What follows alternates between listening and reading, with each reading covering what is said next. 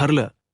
तर मग या मालिकेच्या आजच्या भागामध्ये अर्जुन रविराज सरांना म्हणू लागतो, सीनियर, तुझ्याशी थोडं बोलायचं होतं. आता अर्जुन घाबरतच बोलत असतो. रविराज सर म्हणू लागतात, बसा ना, आपण सर्वजण बोलू. रविराज सर अर्जुनला म्हणतात, बोला, काय बोलायचं होतं. आता मात्र अर्जुनला काय बोलायचं काहीच कळत नाही. अर्जुन शांत असतो. रविराज सर म्हणतात, अर्जुन, काही प्रॉब्लेम आहे का. अर्जुन काहीच बोलत नसतो. आणि म्हणूनच रविराज सर म्हणतात, अर्जुन, मी तुला आधीच सांगितलं होतं, महिपा शिकरे सारख्या माणसाच्या नादी लागणं ही खूप मोठी रिस्क आहे. पण नाही, तुम्ही माझं काहीच ऐकलात नाही. आता काही प्रॉब्लेम झाले का. तर आता चैतन्य रविराज सरांना म्हणू लागतो, नाही सर, असं काहीच झालं नाही. रविराज सर म्हणतात, मग नक्की काय झालं. अर्जुन, अजून काही दुसरा प्रॉब्लेम झालाय का. अर्जुन काहीच बोलत.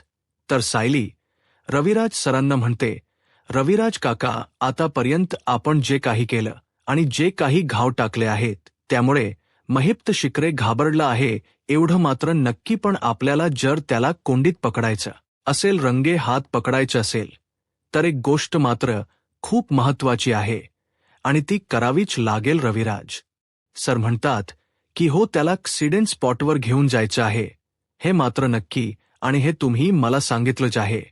पण पुढे तर आता मात्र सायली शांतच होते. अर्जुन म्हणू लागतो, सीनियर, सायलीने एक गोष्ट मला सांगितली आणि ती गोष्ट मलाही पटली आहे.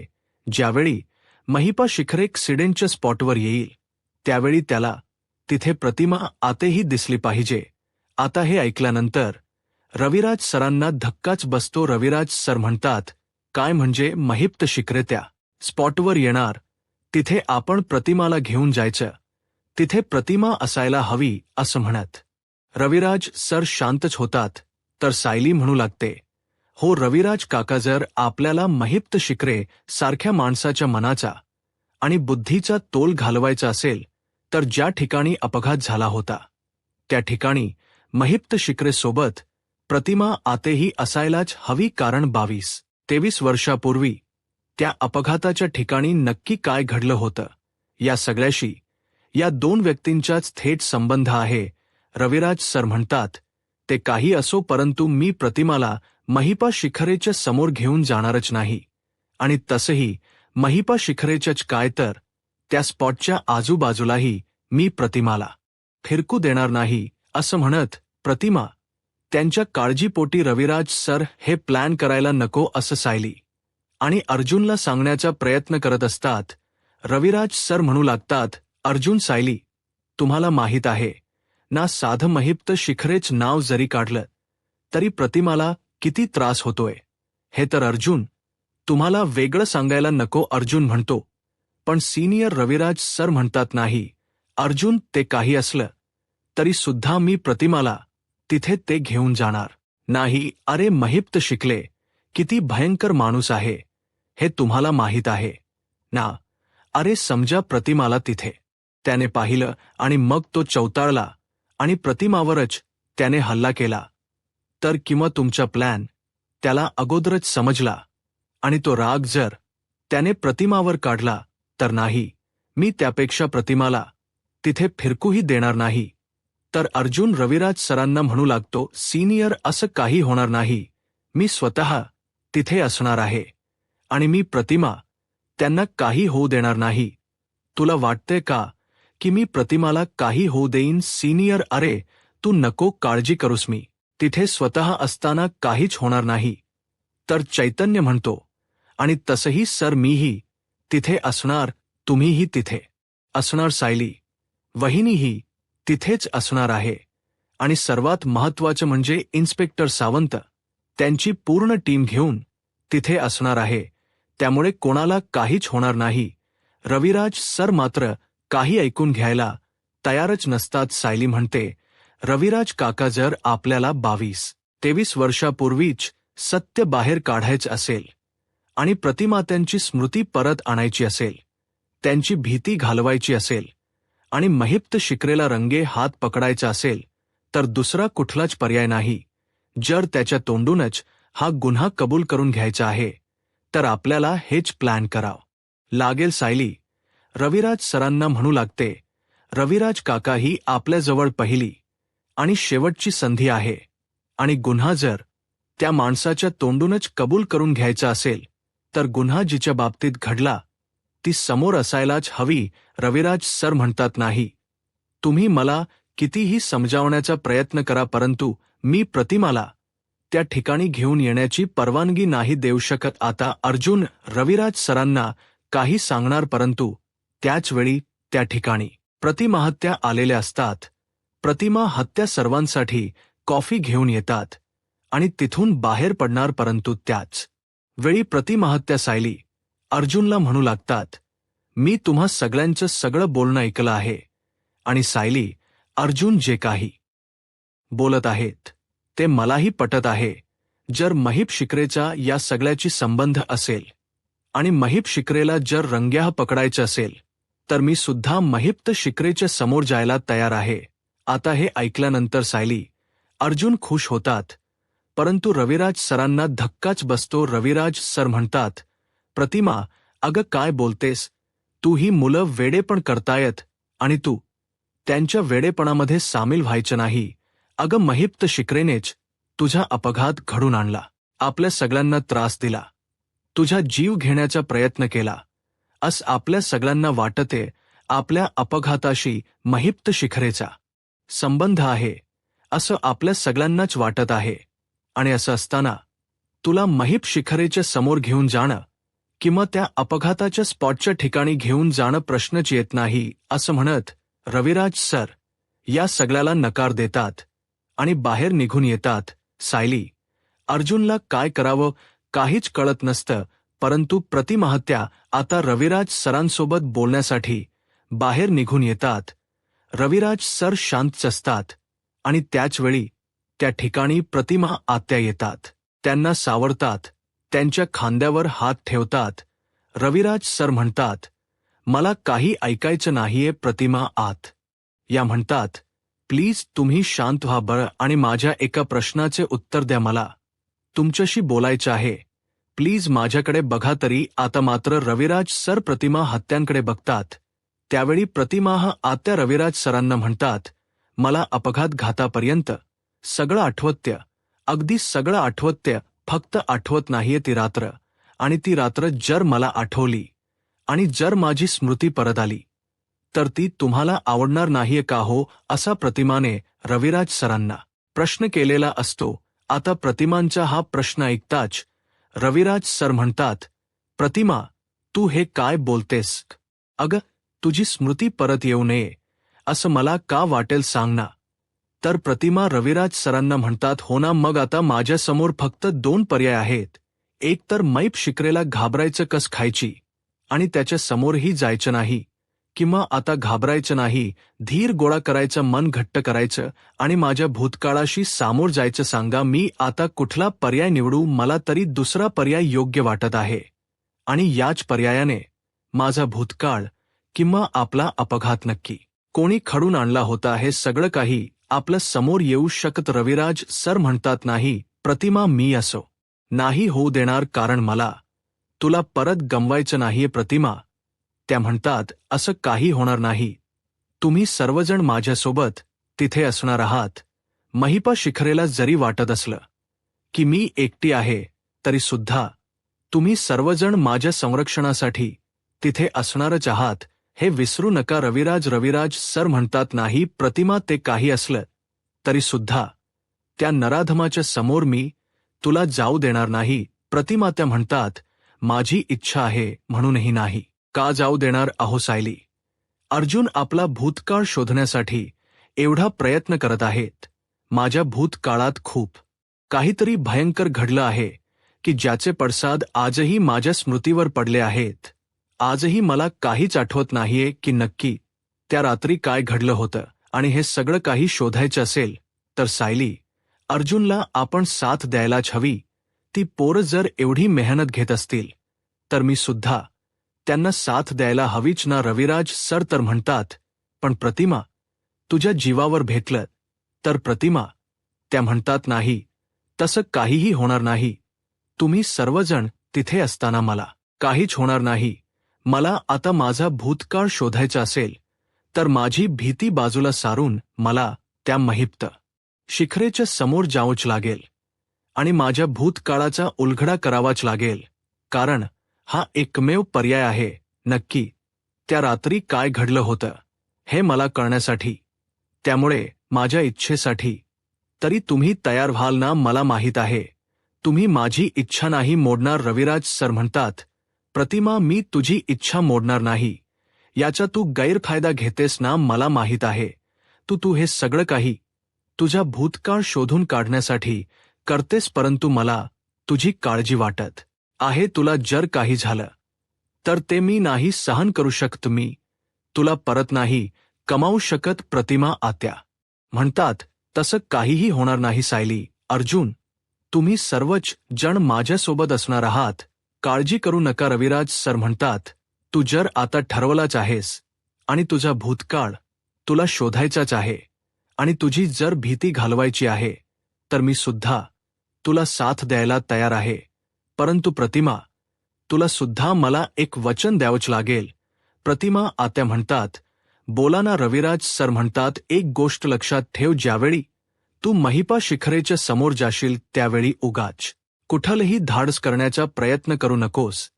आणि सर्वात महत्त्वाचं म्हणजे तुला जर त्या माणसापासून भीती आहे असं तुला जरा जरी जाणवलं ना, तर लगेच आम्ही ज्या ठिकाणी उभे आहोत तिथे यायचं. रविराज सरांची ती काळजी पाहून प्रतिमा आत्या म्हणतात, हो, मी तुम्हाला वचन द्यायला तयार आहे. असं म्हणत आता प्रतिमा आत्या रविराज सरांना वचन देतात आणि दोघंही सायली अर्जुनच्या प्लॅनमध्ये सामील होतात. तर दुसरीकडे पाहायला मिळतं सायली, अर्जुन आणि चैतन्य प्लॅन करत असतात. अर्जुन म्हणू लागतो, आपण जर असं केलं तर या सगळ्यामध्ये महिपात सिगरेट नक्कीच अडकू शकतो आणि त्याचवेळी कप घेऊन जाण करण्यासाठी सुमन काकू त्या ठिकाणी आलेले असतात. आता सुमन काकू काही न बोलता तिथून निघून जातात. सुमन काकू बाहेर किचनमध्ये येतात आणि विचार करत म्हणतात, अर्जुन ज्याप रमाने बोलत होता याचाच अर्थ महिप शिगरेला अडकवण्याचा प्रयत्न करत आहेत. देवा, असं जर होत असेल तर देवी, आई सायली, अर्जुन, चैतन्य यांच्या प्लॅनला यश मिळू देत. परंतु हे तर खरेच आहेत, यांना जर हे प्लॅन कळालं आणि यांनी जर ते महिपा शिकरेला सांगितलं आणि सावध केलं तर नाही, मला तर यांना घराबाहेर काढावंच लागेल. काहीतरी कारण काढून मला यांना घराबाहेर जायला सांगावंच लागेल. आणि त्याचवेळी नागराज काका सोफ्यावर येऊन बसतात. आता सुमन काकू म्हणू लागतात, अहो, मला तुम्हाला काहीतरी सांगायचं होतं. आता नागराज काका सुमन काकूंना हाणतात, काय सांगणार आहेस? हेच ना, इकडचे डबे तिकडे ठेव, इकडच्या बगावरती ठेव. सुमन काकू म्हणतात, अहो, कोणती बॅग? मी कुठे तुम्हाला कोणती बॅग ठेवायला सांगते? नागराज काका म्हणतात, हो का विसरलीस तू आतापर्यंत मला तीच काम सांगत आहेस? आता सुमन काकू म्हणू लागतात, अहो नाही हो, कुठली बॅग किंवा डबे ठेवायचे नाहीयेत, तुम्हाला फक्त ठाण्याला जायचं आहे. नागराज काका म्हणतात, ठाण्याला एवढ्या लांब आणि कशासाठी? सुमन काकू म्हणतात, अहो, माझी आत्या आहे ना, तिच्याकडे तुम्हाला जायचं आहे. नागराज काका म्हणतात, तुझ्या आत्याकडे? आणि मी जायचंय पण का? सुमन काकू म्हणतात, अहो, आत्याचे गुडघे भरपूर दुखतायत आणि तिला ते तेल लावल्याशिवाय आराम भेटणारच नाहीये आणि ते तेल तिथे कुठेच भेटत नाहीये आणि म्हणूनच तिला ते तेल नेऊन द्यायचे आहे. नागराज काका म्हणतात, म्हणजे तुझ्या आत्याला मी इथून तेल घेऊन जायचं आहे? मी तुझा नवरा आहे की गडी आहे? नाही, मला ते जमणार नाही. सुमन काकू म्हणतात, अहो, असं काय करताय? एक छोटसं काम सांगते, प्लीज करा. नागराज काका या सगळ्याला नकार देत असतात. परंतु त्याचवेळी तिथे रविराज सर येतात आणि म्हणू लागतात, काय झालंय सुमन? नेहमीप्रमाणे तू नागराजला काम सांगतेयस आणि नागराज मात्र नकाराची घंटा वाजवतोय. हो नागराज, काय झालंय तुझं? असं म्हणत रविराज सर नागराज काकांना विचारताच नागराज काका म्हणतात, काही नाही, राधा ही मला ठाण्याला जायला सांगत आहे.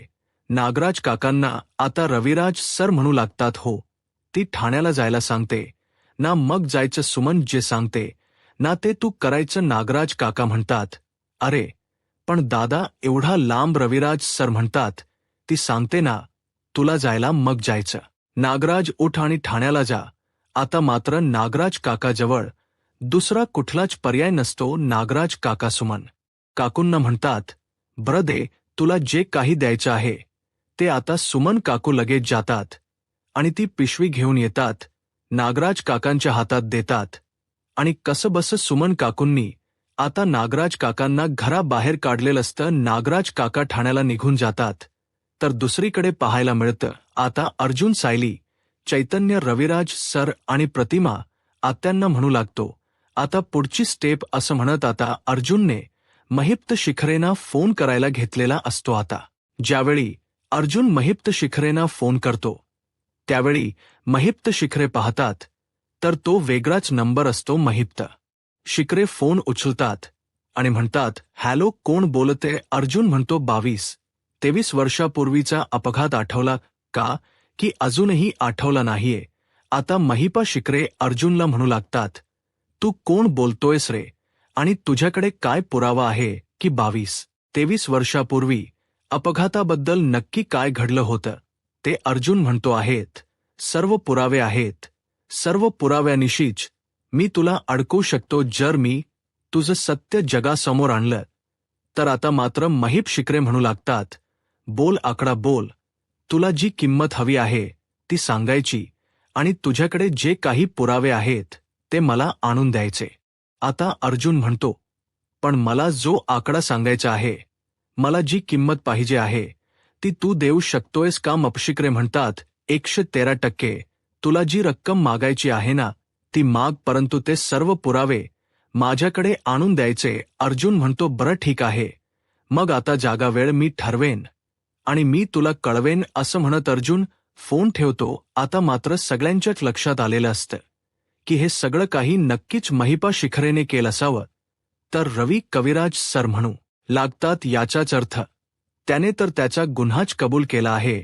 अर्जुन म्हणतो की हो, आज तो जे काही बोलला आहे यावरून हे सगळं काही त्यानेच केलंय हे सिद्ध होतं. आता फक्त आपल्याला त्याला रंगे हात पकडावं लागेल. अर्जुन चैतन्याला म्हणतो, चैतन्य, आपण जो स्पॉट ठरवला आहे त्या स्पॉटवर तू जायचं आहे आणि कॅमेरा लावायचा आहे आणि सगळ्यात महत्त्वाचं म्हणजे आता तिथे गेल्यानंतर तुला जमेल तितके फोटो काढून मला पाठवायचे आहेत. असं म्हणताच चैतन्य आपल्या कामाला निघून जातो.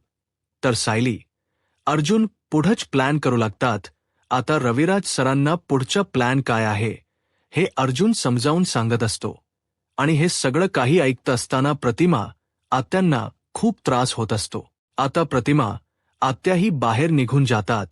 हे सायली अर्जुनच्या लक्षात येताच अर्जुन सायलीला प्रतिमात यांना सावरण्यासाठी बाहेर पाठवतो. आता सायली ही प्रतिमांना सावरण्यासाठी बाहेर निघून येते.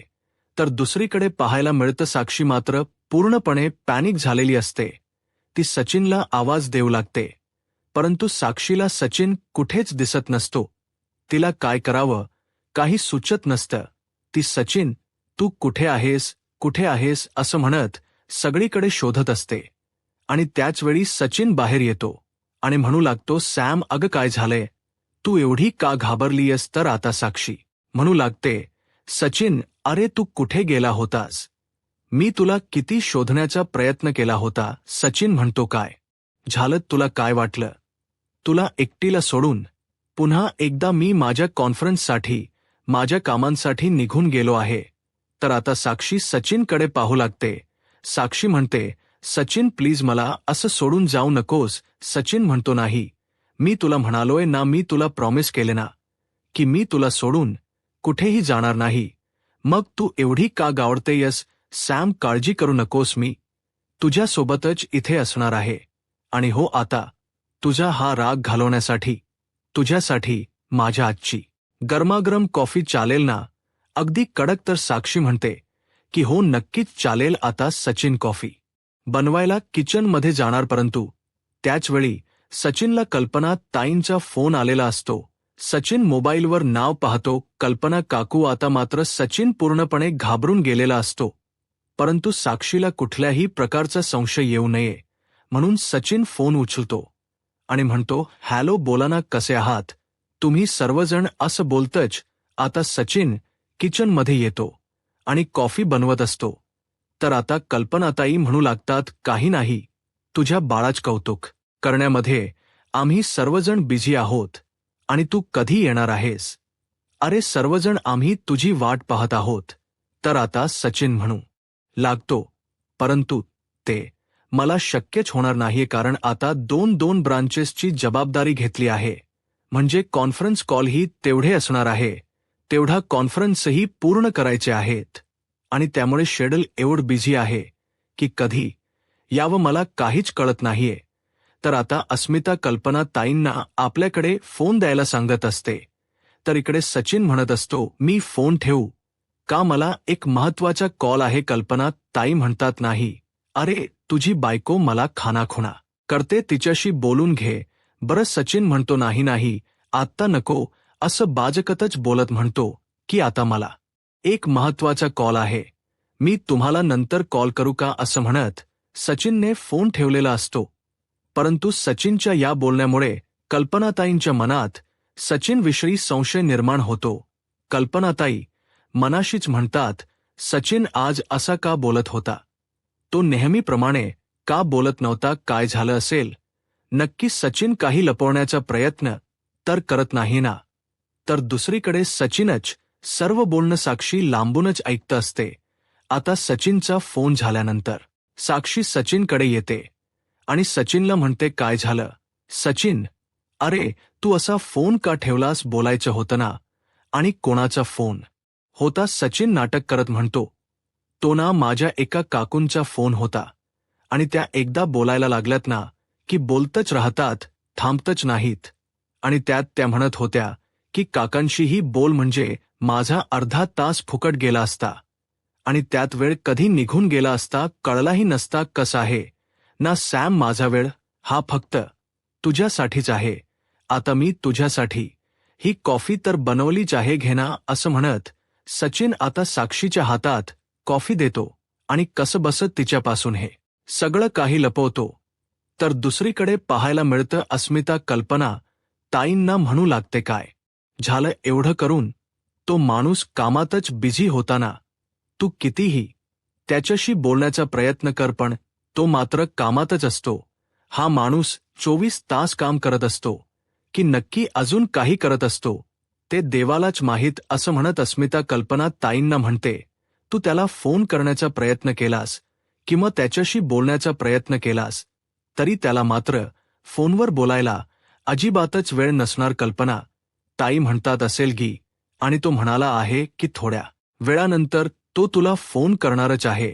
आता प्रतिमा त्या विचार करत असतात, त्यासारख्या फोनकडे पाहत असतात. तर अस्मिता म्हणू लागते, मम्मा मी जशी सतत सचिनचा विचार करत असते तसंच तू सुद्धा रोज सायली अर्जुनचाच विचार करत असतेस ना. आत्ता सुद्धा तू त्या दोघांचीच वाट पाहतेस ना? कल्पनात ताई म्हणतात, हो ना, अजूनही दोघं घरी आली नाहीत म्हणून काळजी वाटते. अस्मिता म्हणते, हल्ली ना मला तर काहीच कळत नाही, दोघांच्या मनात काहीतरी नक्कीच वेगळं शिजत आहे.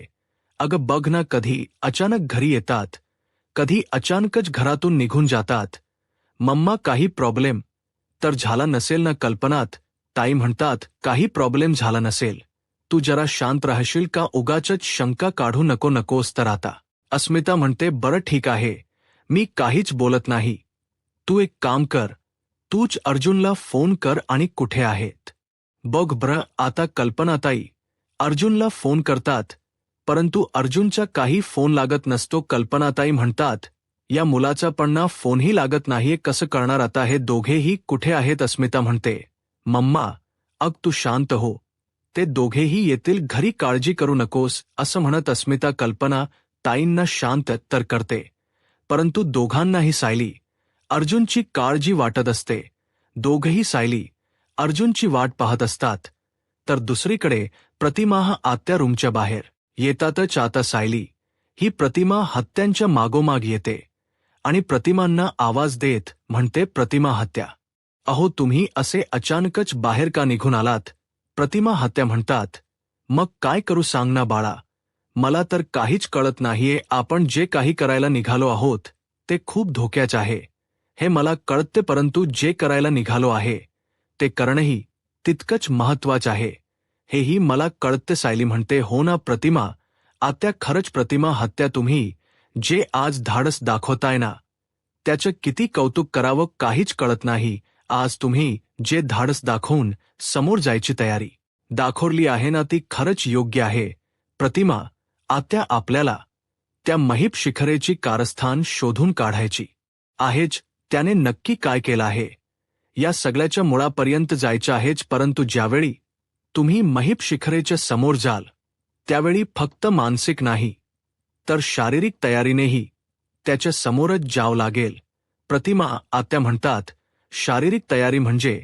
तर सायली प्रतिमा आत्यांना म्हणू लागते, प्रतिमा आत्या, आपला असा अंदाज आहे की तुमचा अपघात हा महीप शिखरेनेच घडून आणला आहे आणि आज तुम्हाला जर त्या स्पॉटवर आम्ही घेऊन गेलो तर आता त्या ठिकाणी महीप शिखरेही असेल आणि समजा त्याने जर हा अपघात घडून आणला असेल तर तुम्हाला पाहिल्यानंतर तो चौताळेल, तुमच्यावर हल्ला करण्याचा प्रयत्न करेल आणि मग तुम्हालाही त्याच्यावर प्रतिहल्ला करावाच लागेल. प्रतिमा त्या म्हणतात, म्हणजे नक्की काय करायचं हे? मी तर सायरी म्हणते, महीप शिखरे कुठल्या वेळी काय करू शकतो याचा काहीच अंदाज लावता येत नाही, पण जर त्याने तुमच्यावर हल्ला केला तर तो परतवून लावण्याची क्षमताही ही तुमच्यात असायलाच हवी. प्रतिमा हत्या म्हणतात, पण मला ते जमणार आहे का? तर सायली म्हणते, प्रतिमा आत्या, महीप शिखरे सारख्या राक्षसाला हाणून पाडण्यासाठी देवी आई सगळ्या स्त्रियांमध्ये असते आणि तीच रूप कधी ना कधी अशा राक्षसांसमोर आणावंच लागतं. आता तुम्हालाही तेच करावं लागेल आणि म्हणूनच आता त्याचे डावफेच कसे हाणून पाडायचे आणि ऐनवेळी त्याने जर आपल्यावर हल्ला केला तर तो परतवून कसा लावायचा याचीही आपल्याला तयारी ठेवावीच लागेल. प्रतिमा त्या सायलीला म्हणतात, सायली, पण तुम्ही सर्वजण तिथे असणार आहात ना? सायली म्हणते, अर्थातच प्रतिमा त्या, आम्ही सर्वजण तिथे असणार. प्रतिमा त्या, काळजी करू नका, तुमच्या केसालाही आम्ही धक्का लागू देणार नाही. परंतु तरीसुद्धा ऐनवेळी जर त्याने कुठलाही हल्ला केला तर तो परतवून लावण याची कशी तयारी असावी ती तर आपल्याला करावीच लागेल असं म्हणत सायली आणि प्रतिमा त्या आता पुढच्या तयारीला लागायचं ठरवतात आणि त्यासाठी त्या तिथून निघूनही जातात. तर दुसरीकडे पाहायला मिळत सायली, अर्जुनच नक्की काय चाललंय हे मात्र प्रियाला कळतच नसतं. प्रिया मनाशीच म्हणते, या सायली, अर्जुनच काय चाललंय मला काहीच कळत नाहीये. त्यांच्या दाराला कान लावून कान मात्र झिजलाय, पण त्यांच्या मनात आणि ते नक्की खोलीत काय बोलतायत हे मात्र माझ्या कानापर्यंत ऐकूही आलं नाहीये. आता काय करू काहीच कळत नाहीये. हे नक्कीच काहीतरी प्लॅन करत आहेत त्या महीप शिखरेला आणि नागोबाल मी सांगितलं होतं तिने माझं ऐकलंय की नाही काय माहीत. आणि म्हणूनच आता प्रियाही ही नागराज काकांना फोन करायला घेते, परंतु नागराज काका काही प्रियाचा फोन उचलत नसतात. प्रिया म्हणू लागते, हा नागोबा तर माझा फोनही उचलत नाहीये, म्हणजे अजून तर काही घडलं नसेल ना तिथे? नाही, आता मला जाऊन पाहावंच लागेल की नक्की काय घडलं आहे असं म्हणत आता प्रिया निघालेली असते आणि त्याचवेळी त्या ठिकाणी अश्विन येतो. अश्विन प्रियाला म्हणतो, तन्वी कुठे निघालीयस? तर प्रिया म्हणते, जरा बाहेर जाऊन येते. अश्विन म्हणतो, बाहेर म्हणजे आता कुठे निघालीयस तू? तर प्रिया म्हणते, अश्विन अरे जरा माहेरी जाऊन येते. आई बाबांची आठवण येत आहे. अश्विन म्हणतो, हो का, तुला आई बाबांची आठवण येते, पण तुझ्या आई बाबांना तुझी आठवण येते आहे का? म्हणजे ते तुला फोन तरी करतायत का? तुझ्या वाढदिवसादिवशी काय घडलं होतं हे आठवता येत ना तुला? त्यांना तुझी किंमत नाहीये आणि प्रत्येक वेळी तुझा झालेला अपमान तुला चालत असेल, मला चालणार नाही. तर आता प्रिया म्हणू लागते, अश्विना रे, आणि शेवटी ते आई बाबा आहेत, मला त्यांची आठवण येणारच ना. आणि ते कितीही कठोर वागलेत तरी सुद्धा त्यांना त्यांच्या मुलीबद्दल माया असणारच. प्लीज अश्विन ऐकून तरी घे, परंतु अश्विनला मात्र हे अजिबातच मान्य नसतं. प्रिया म्हणू लागते, अश्विन, अरे आई बाबांच्या बोलण्याच एवढं वाईट वाटून नको घेऊस. तर अश्विन म्हणतो, ते काही असलं तरी सुद्धा मी तुला माहेरी जाऊ देणार नाही. तुला दुसऱ्या ठिकाणी कुठे जायचं आहे का? चल, तू आता तयार हो, आपण दोघेही बाहेर जात आहोत. परंतु तू माहेरी जाणार नाही, प्रिया म्हणते. अश्विन आणि ऐकून तरी घे, अश्विन म्हणतो, नाही तन्वी, मी तुला माहेरी पाठवणार नाही. चल, मी फ्रेश होऊन घेतो, आपण दोघेही बाहेर जात आहोत. असं म्हणत शेवटी अश्विन आता प्रियाला रूममध्ये घेऊन जातो. तर दुसरीकडे पाहायला मिळतं सायली आणि प्रतिमा आत्या यांच्या रंगीत तालीमला सुरुवात झालेली असते. सायली म्हणू लागते, प्रतिमा, आत्या महिप्त शिखरे समोर आला तर तो सर्वप्रथम तुमचा गळा आवडण्याचा प्रयत्न करेल. आता तो हल्ला कसा परतवून लावायचा हे मी तुम्हाला शिकवणार आहे. असं म्हणत सायली आता प्रतिमा हत्यांच्या दोन्ही हाताने त्याला कसं मागे टेकायचं आणि त्याला ढकलून देत आपण कसं निष्ठायचं हे शिकवते. तर त्यानंतर सायली प्रतिमा हत्यांना म्हणते, समजा महिप्त शिखरेने तिथे असणाऱ्या कुठल्या लाकडाने तुमच्यावर वार करण्याचा प्रयत्न केला तर जर समोरून वार केला तर पळून जायचं आणि साईटने वार केला तर खाली बसायचे आणि ते वार चुकवायचे, हेही तिने शिकवलेलं असत. तर त्यानंतर सायली प्रतिमांना म्हणते, जर महिप शिखरे तुमच्या समोर बंदूक घेऊन आला तर मग मात्र तुम्ही त्याला कोणीतरी बाजूला आहे असं भासवायचं आणि तुमच्या हातात असणाऱ्या वस्तूने ती बंदूक फेकून देण्याचा प्रयत्न करायचा आणि स्वतःची सुटका करून घ्यायची.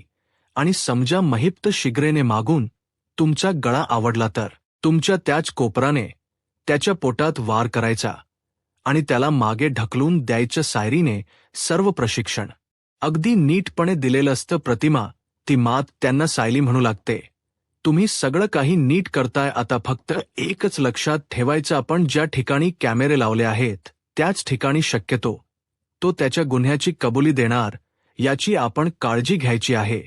आणि सर्वात महत्त्वाचं म्हणजे प्रतिमा, आत्या बाजूला खूप दाट साडी आहे, तिथे तुम्ही जायचं नाही. विरळ साडी आहे, त्या दिशेने तुम्ही पळू शकता आणि आम्ही सर्वजण तिथे असणारच आहोत. आता सायलीने प्रतिमा त्यांना अगदी व्यवस्थित यासाठी तयार केलेलं असतं. तर येणाऱ्या पुढील भागामध्ये आपल्याला पाहायला मिळतं ठरल्याप्रमाणे सर्वजण त्या स्पॉटवर पोहोचलेले असतात. आता महिप्त शिखरेला रंगे हात पकडण्यासाठी सर्वजण एकजुटीने त्याच्यावर वार करायचा ठरवतात. आता रविराज सरांना अर्जुन म्हणू लागतो, महिप शिखरे, यायची वेळ झाली आहे, तू आत्याला पुढे पाठव. आणि त्याचवेळी महिपा शिखरे हातात मशाल घेऊन तिथे पोहोचलेला असतो. आता महिपा शिखरेला पाहताच प्रतिमा, आत्या म्हणू लागतात, 22 वर्षापूर्वी तू माझं आयुष्य उद्ध्वस्त केलं होच, तू याच ठिकाणी माझ्यावर वार केले होतेस आणि आता तुला त्याची शिक्षा भोगावीच लागेल. महिप्त शिखरे आता प्रतिमा आत्यांना म्हणू लागतात, 22 वर्षापूर्वी याच ठिकाणी मी तुला मारण्याचा प्रयत्न केला होता आणि त्यावेळी तू माझ्या हातून सुटलीस, परंतु आज तू याच ठिकाणी येऊन तुझं मरण जवळ आणलायस. आता तुला माझ्या हातूनच मरावं लागेल. आता हे ऐकल्यानंतर सायली, अर्जुन आणि सर्वांनाच धक्का बसतो.